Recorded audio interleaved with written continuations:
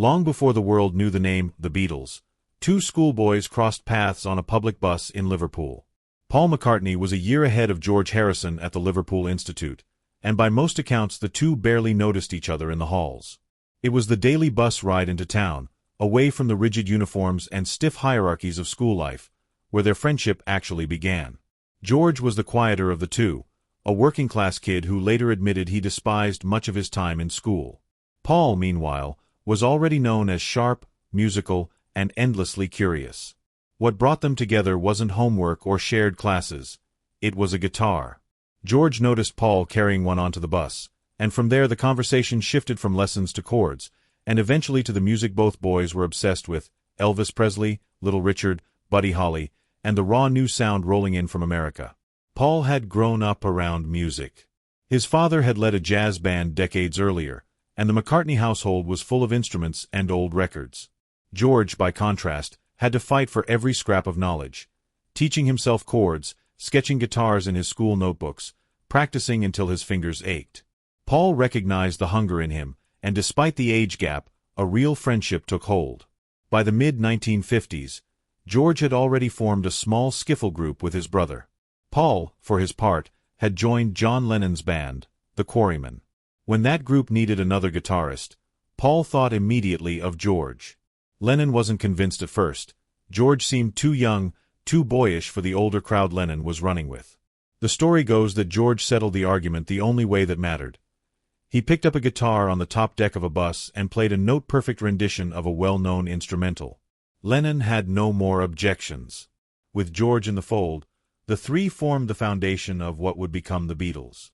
In these early years, before fame, before money, before any of the pressure that would later strain their bond, the relationship between Paul and George was closest to what people mean when they talk about brotherhood.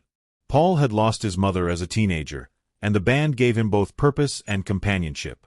George, younger and less experienced, found validation in being accepted by older musicians he admired. Paul, in many ways, became an early mentor, teaching George chords, encouraging his playing, vouching for him to Lennon.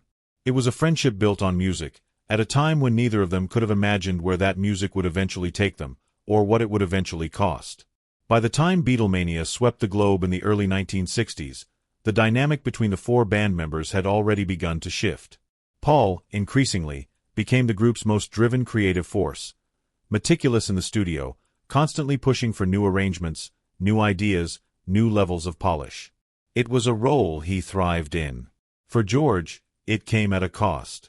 Nowhere was this more apparent than during the making of Sgt. Pepper's Lonely Hearts Club Band in 1967. The album was, in large part, Paul's vision, an ambitious, sprawling concept record that would go on to reshape popular music. But for George, the album highlighted just how little space remained for his own ideas.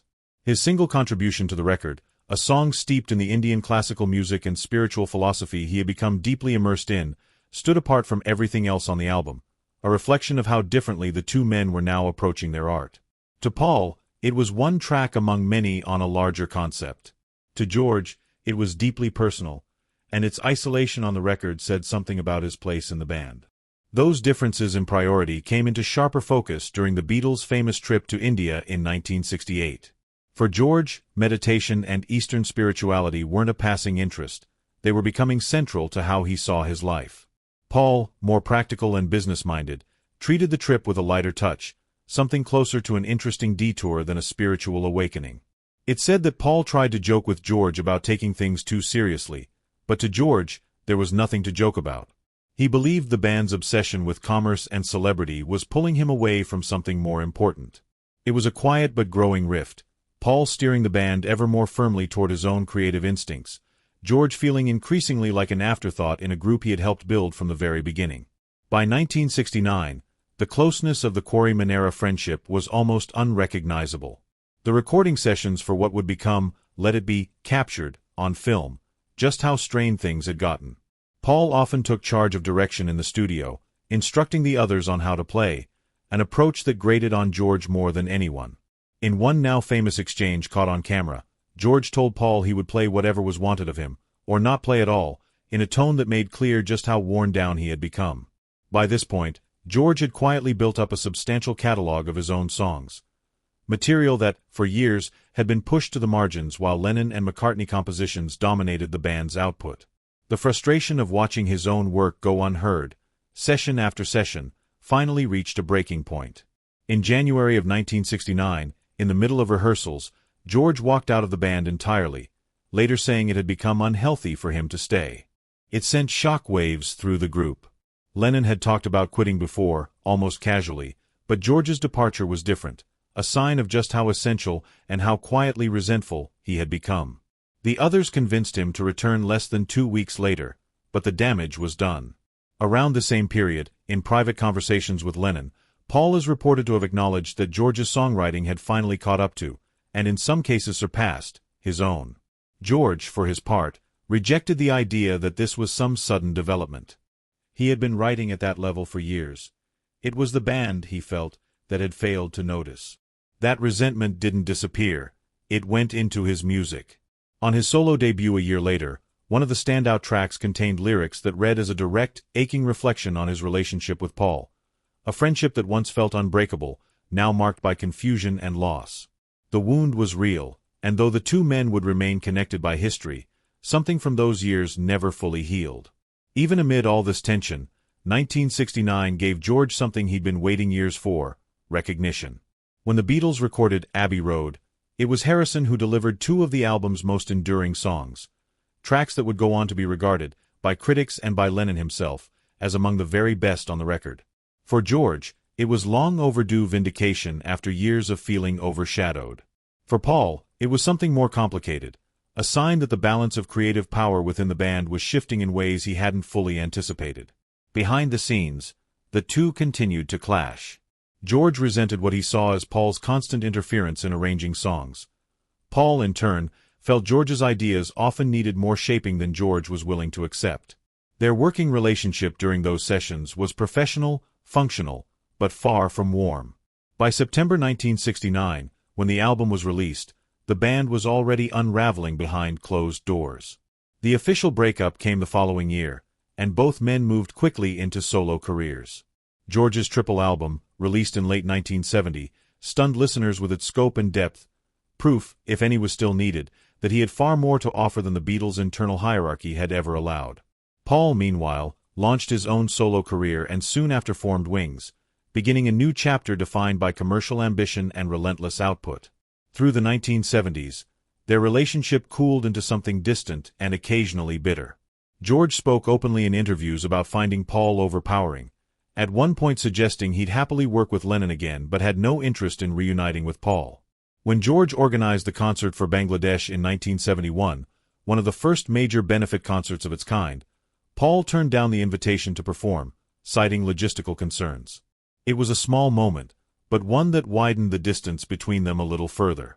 For most of that decade, the two men existed in parallel rather than in partnership, George pursuing spirituality and solo work, Paul chasing commercial success on his own terms.